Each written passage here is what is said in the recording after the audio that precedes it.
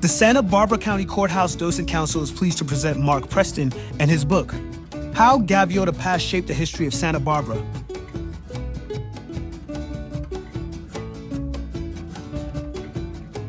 Mark spoke at the Docent Council's October 17th, 2024 meeting.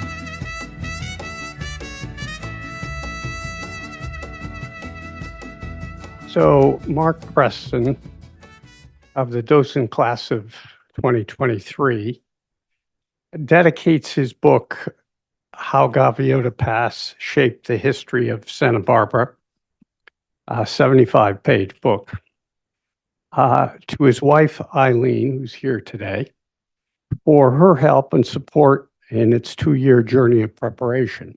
And no doubt he does that properly, because I'm sure she was of great help to him.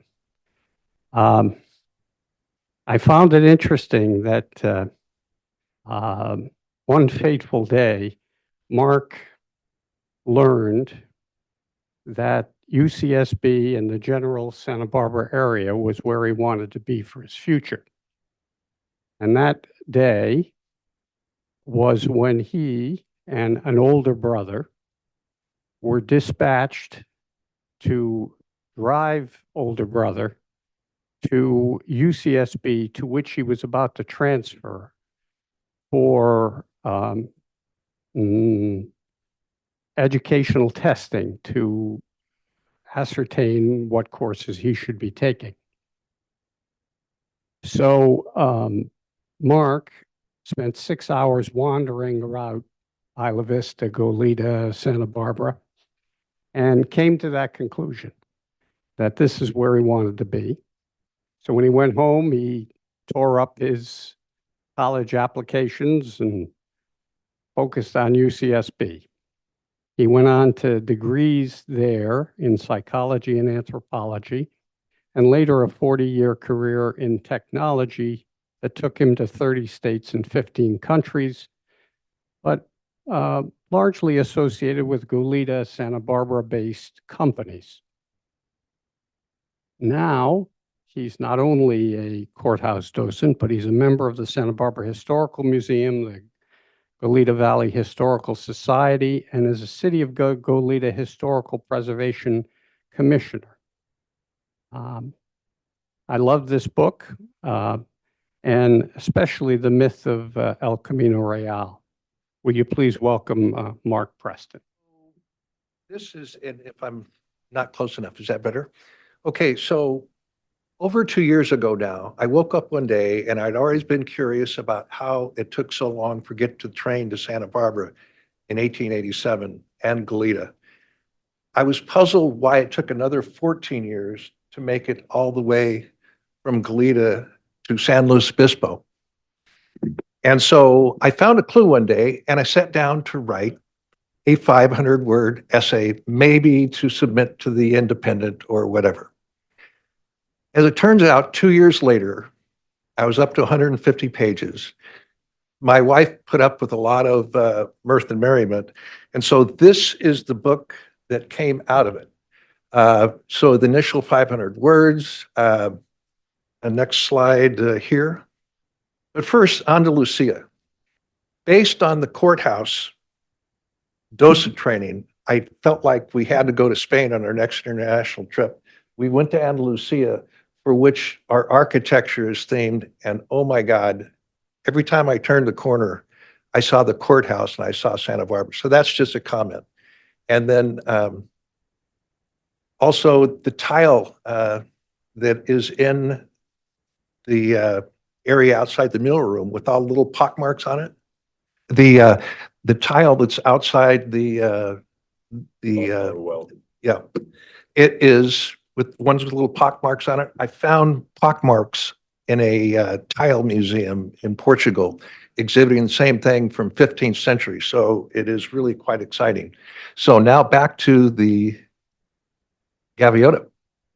So it's about 14 chapters. I can't go through the whole thing, so I've divided into two things.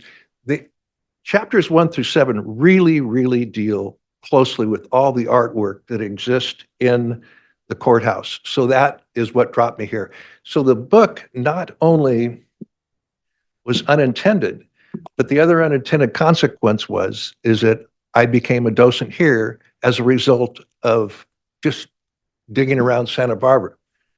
And then part 2 of the book I'm doing at the Goleta Valley Historical Museum, and that has to do with the railroad. So Santa Barbara from Cabrillo to 1910 was largely Spain and Mexico, and then the transition to America, and then the Southern Pacific Railroad, which is quite a story in itself.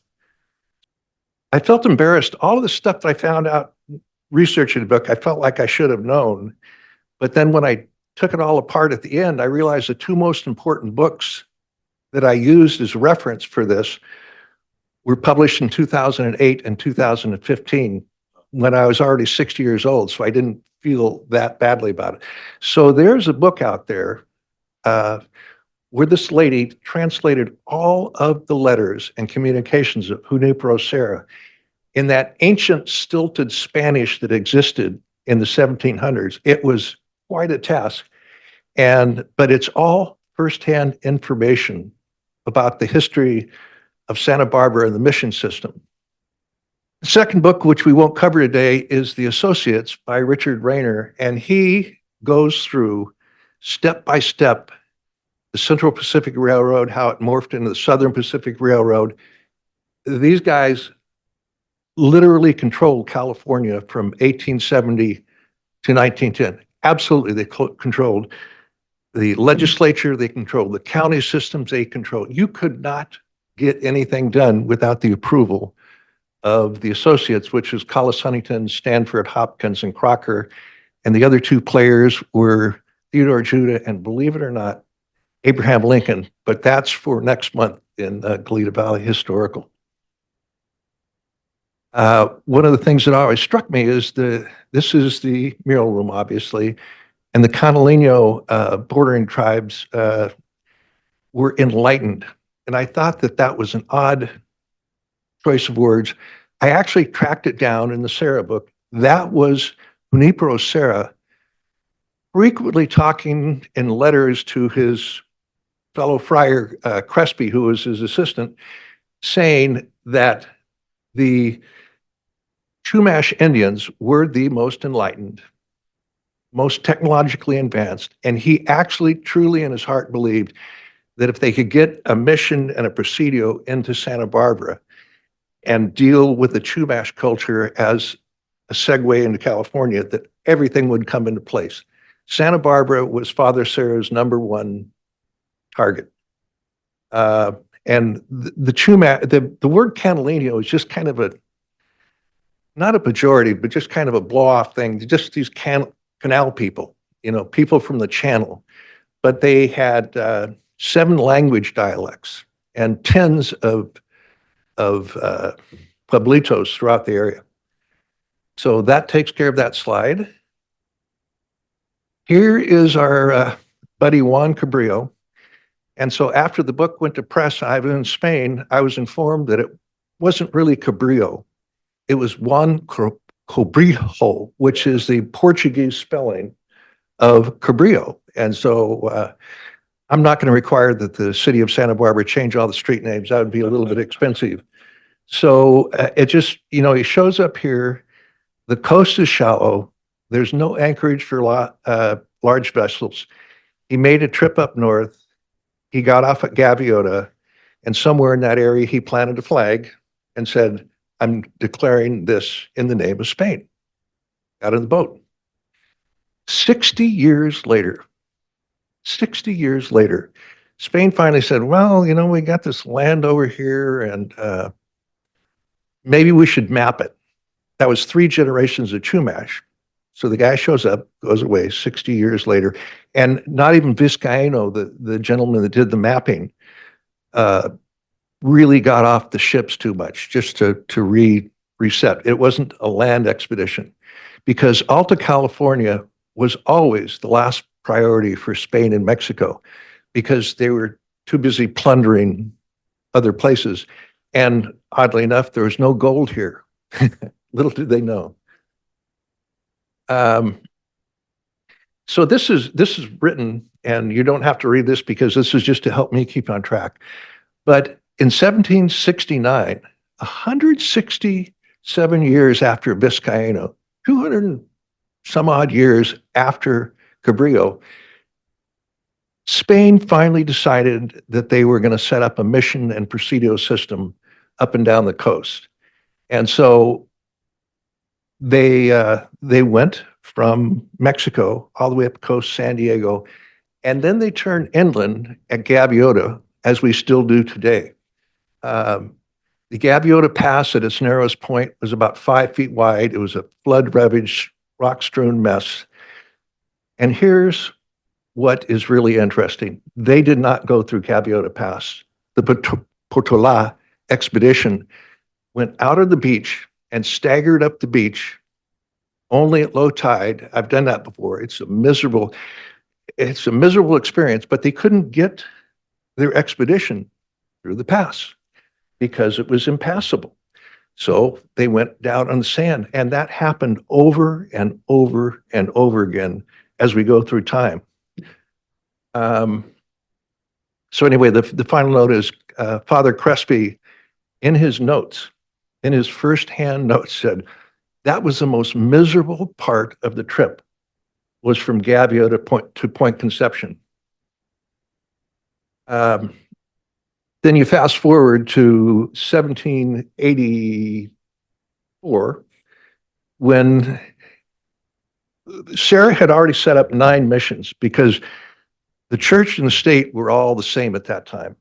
And so they just said they wanted a northern end at San Francisco and Monterey. They wanted a southern end at San Diego. And he was working for them, but he was the boss of the missions. And so they worked together. So he did 9 missions, and his 10th mission was going to be Santa Barbara. But by that time, there was the schism of church and state that was starting to rattle everything in Europe. And so at that point, the government had more power than Sarah. So Sarah wanted the mission to be where it is now. Governor Davis wanted it where the Presidio is now. And so Father Sarah said, okay, that's fine. We'll do that. And so this is the courthouse painting of him consecrating the chapel that still exists at the Presidio. And so right after they set that, a whole series of things happened within 10 days or 2 weeks. Is Governor Davis got called off to some kind of Indian uprising in Arizona or Eastern California. And so he left Father Sarah there, and Father Sarah started writing notes to his people and his friends. But in those days, mail was not so good. If you wrote somebody, it'd take 6 months to get back to Spain. It could take 3 months to get to Mexico. So you always signed your name, the exact date, and where you were. And Father Sarah was writing his notes, blah, blah, blah, Father Sarah, this date, and he put Presidio/Mission Santa Barbara. Navis came back and said, no way. This is not a mission. It never will be a mission. Father Sarah retired 2 weeks after this painting represented. He left brokenhearted, went to Carmel, and died 2 years later. And Nevis was so vindictive in his treatment of Sarah and making sure that Sarah knew he was the boss, he did not let the Santa Barbara mission break ground until after Sarah died. So that was, you can see why this took 2 years, because every time I picked up a rock, another 8 facts popped out. Okay, so next slide. Spain cedes Alta California to Mexico, and there it is represented in our mural room. Oops. And by that time, Spain was controlled by France. Napoleon's brother had taken basically control of Spain. And so Alta California Mexico seceded over time from Spain, but it wasn't a revolution like we had in the United States. It was what did I say? A 20-year slow motion train wreck. They didn't fight. There was no particular, especially in California. Nothing ever happened in California. Any conflicts between Spain and Mexico occurred in Mexico and South America, et cetera. So there's a picture of Spain ceding California, Mexico, once again, covered in the mailroom. You know what? I think about it. Basically, from 1810 to 1834, if you really wanted to get precise, Spain didn't completely sign the paperwork for California to be Mexico until 1834 or something. So it, like I said, it was a slow motion train wreck with, you couldn't figure out when it started, when it ended, but a rough 20-year period. So thank you for that detail, because Meredith, Stephen has a question to, sorry, or a comment. Sorry, thank you, Meredith. One, I read the last actual battle was in September of 1821.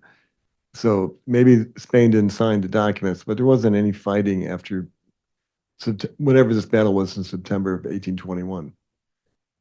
In Mexico somewhere. They would fight a couple battles one year and not fight for a bunch of years, like you said. But yeah, but if you dig through, like I said, you're talking about a battle. There were skirmishes, there were discussions, there were separations of church and state. The whole thing was very slow. And that's why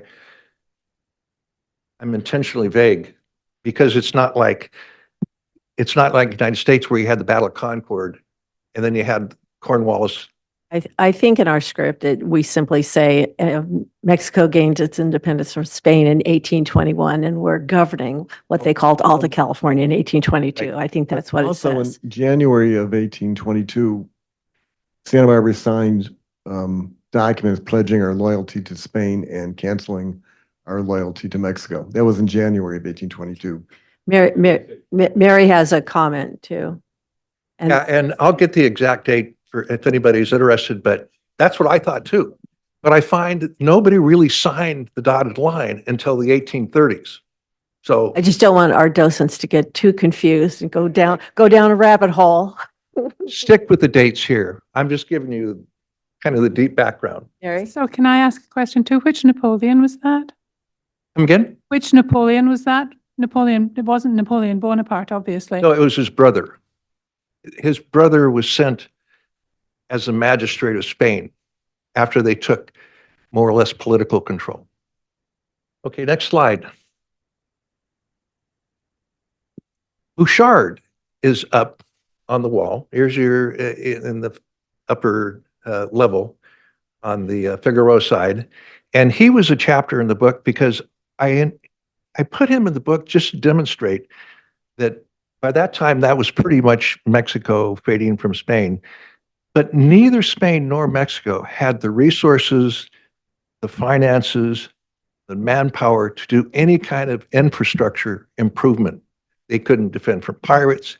They couldn't get roads through Gaviota Pass. It was a very equestrian-oriented society that mostly moved materials in two-wheel carretas, which are wooden wheel devices that you go through. So everything was horseback, carretas. And so the Bouchard story kind of demonstrates the malaise that existed in Santa Barbara County back in the 1830s, heading into the 40s when the United States arrived.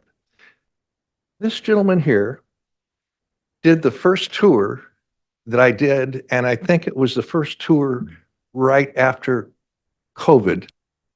And that's when I started seeing the connection between what I'm writing about and that area. And I believe it was you, but I'm not going to stake my life on it. Yes, that's what I'm doing, is a lot of the docents tie the De La Guerra wedding to Richard Dana. Some of them do, some of them don't. It's an option. But Dana wrote a firsthand book 2 years before the mast, which is not actually a book. It's not a novel. It is a journal of a college student who got happy feet after he graduated from Harvard and wanted some adventure. And so he jumped on a boat to, he was concerned about the abuse of merchant Marines at that time, which was just one cut above slavery, because once you signed on to a boat, they owned you. And he was only supposed to be there for 1 year. He was there for 2. They hijacked him for another whole year. So Richard Henry Dana wrote this narrative that helps describe what Santa Barbara County looked like, what San Francisco looked like. And we'll make that a little bit bigger, but there is the population development of those places over time. Okay, so that really tells a story. 1840 was a few years after Richard Dana left. Los Angeles was pretty big, but it was very spread out. San Francisco was tiny, and Santa Barbara is even bigger than San Francisco. You can see how that developed over time, whereas Santa Barbara more or less flatlined in their development while everybody else took off. And after 2 years, I can safely say the primary reason for that is not a person, it's a thing. It's the Gaviota Pass, because of how it constrained and contained development and flow of traffic and goods into California. Okay, so this is, I love this painting. I love this painting. And every time I go in the building, I find myself dwelling on that one. After this gentleman pointed out to me that time, you know, I never go in the building without looking at that. But something about that painting bugged me. It's a big painting, but it's way up on the wall, so it's hard to get the detail of it. But you got the dancing, and you got De La Guerre and all that kind of stuff. And we know that our artists here were given to a little bit of fun now and then. You know, like Douglas Fairbanks being Robin Hood in the scene of building the mission, et cetera, et cetera. Well, I looked at this and I saw a face there that I recognized. And this would be pure artistic stretch. The only person who's ever heard this before is Rodney. And I pointed out to him one day, and he looked up at the wall and he looked back at me like I was crazy. So I thought I'd work it on a little bit further. This is Richard Henry Dana on the right.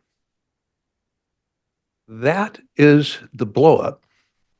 That is from the painting on the wall.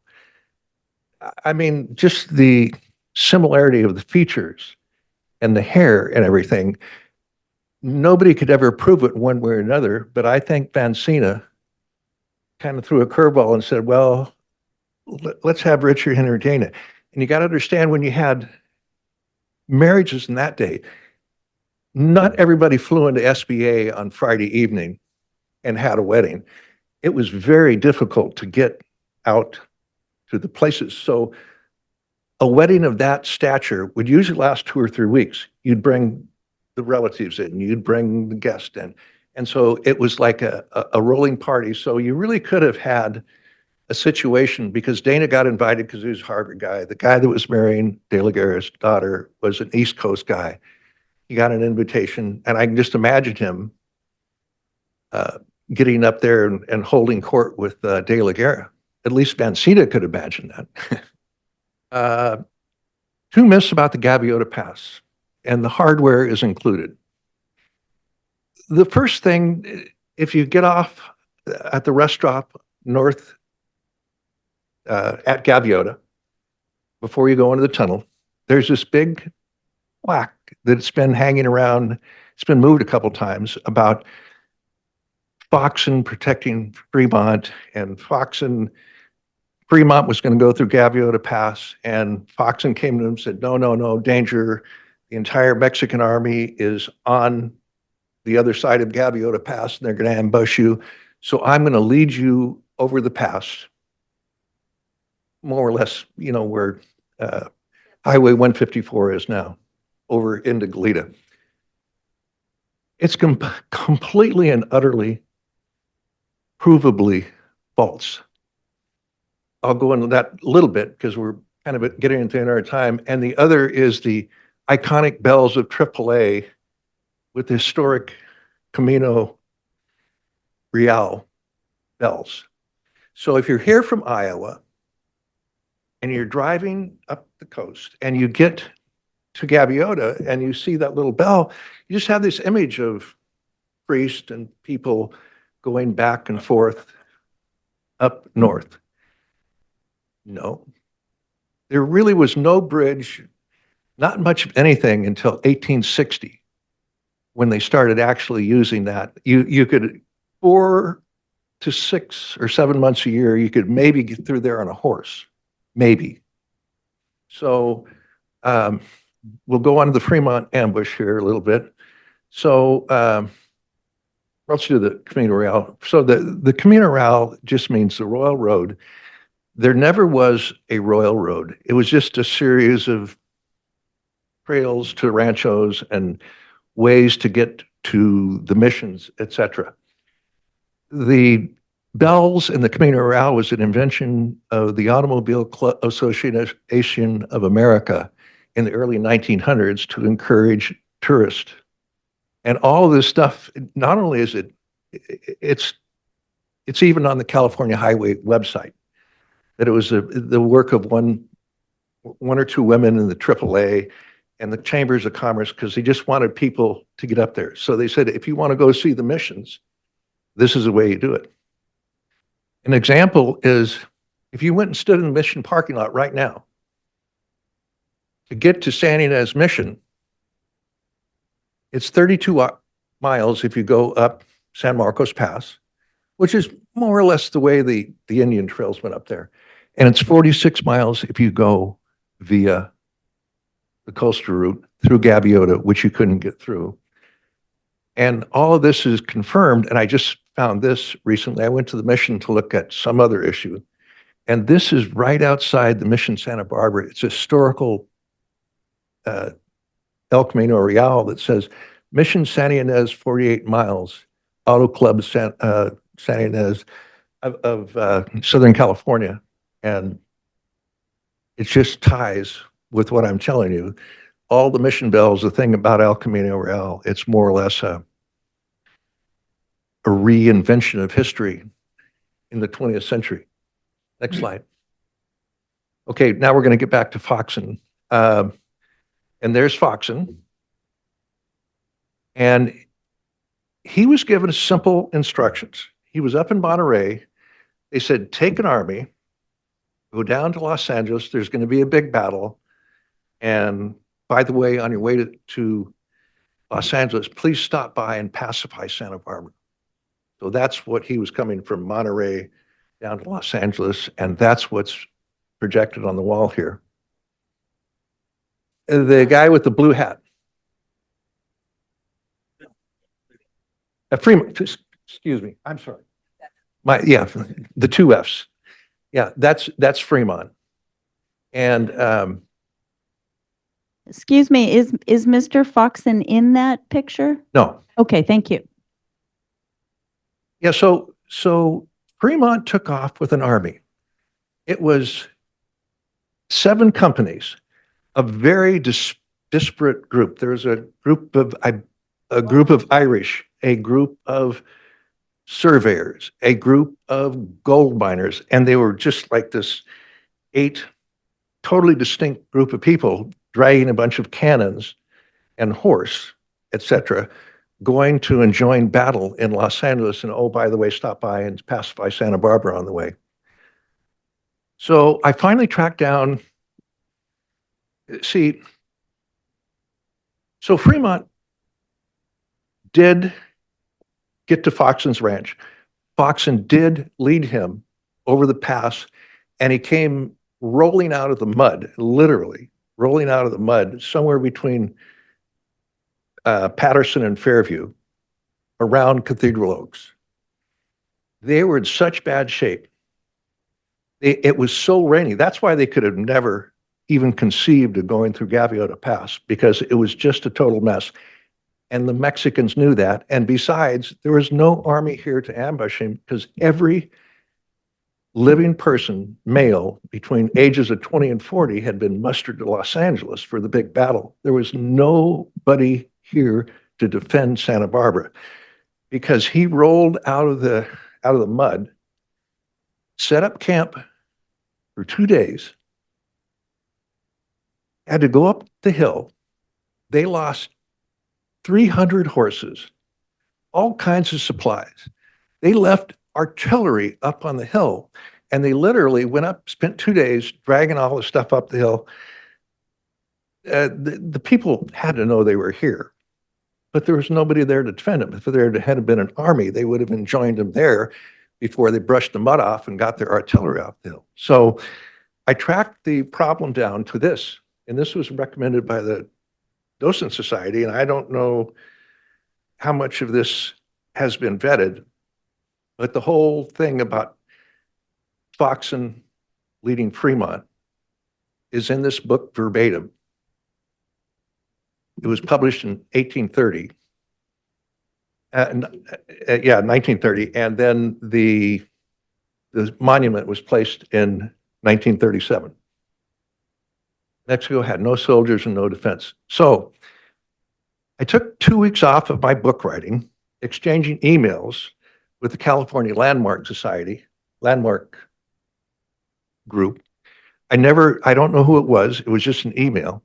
And I sent the guy an email. I said, this never happened. And I got one of those really perfunctory, well, thank you very much. Come and visit us next time you're in Sacramento. And then I said, no, I'm serious. And I gave him all the information about why this could not happen. So we exchanged emails for about 8 or 10 days. So I said, okay, well, I'm done with that. I got an email. I just about fell out of my chair.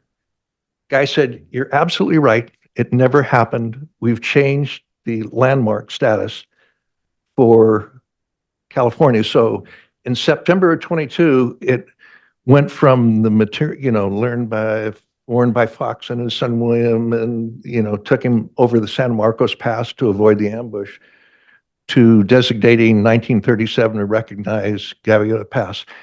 I appeared with the HLAC, which meets once a month upstairs. They weren't interested in taking the issue, but when the guy changed it, he sent me a PDF with every document ever issued regarding that particular landmark.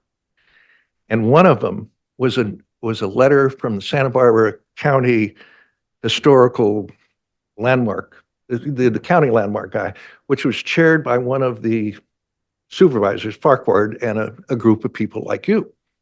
And so they asked him to approve the landmark. He wrote them and said, and I quote, why would we vote to approve a landmark for something that never happened? And that was in the books in 1937 to this day. Enough of that.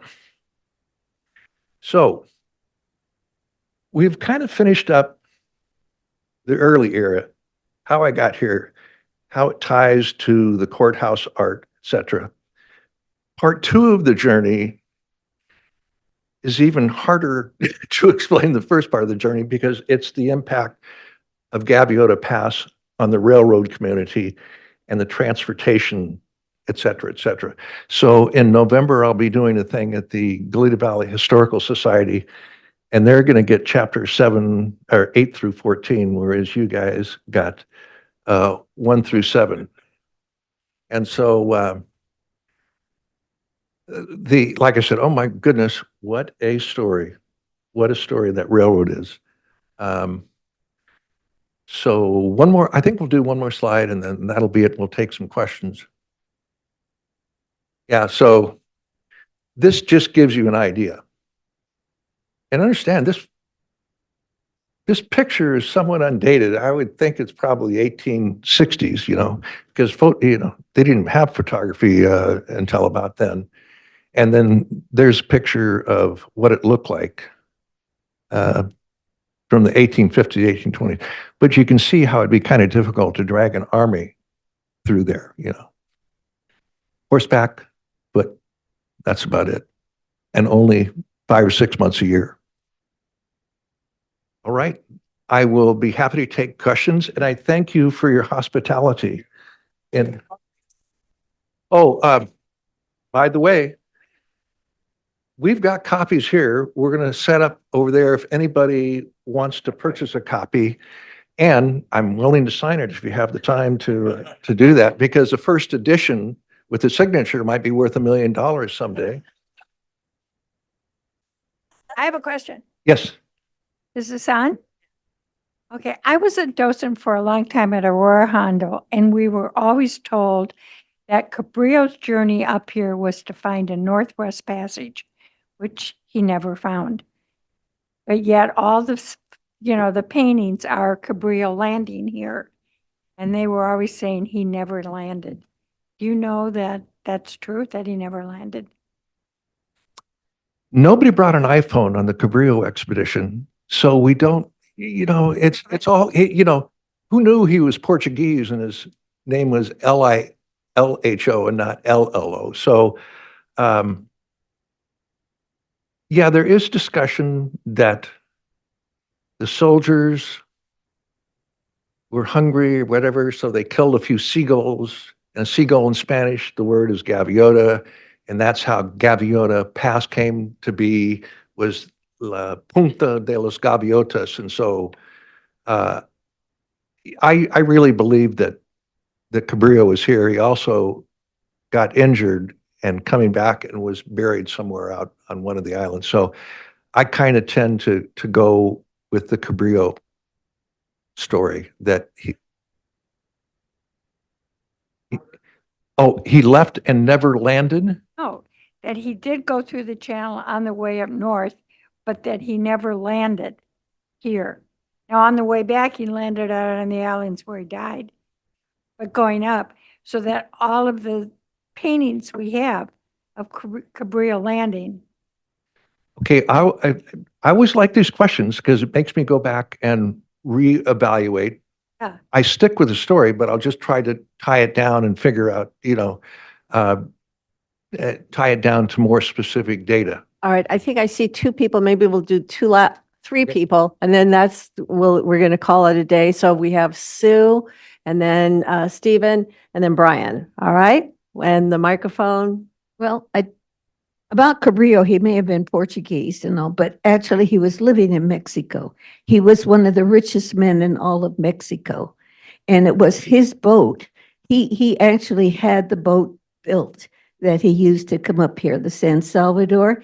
And he used the native Indians under the type of ruling that Spain had in Mexico to go out and cut all of the lumber in order to build that boat. And the women were left behind for the pleasure of his sailors. Right, and a copy of that boat was in Santa Barbara here a couple years ago. It's a smaller boat.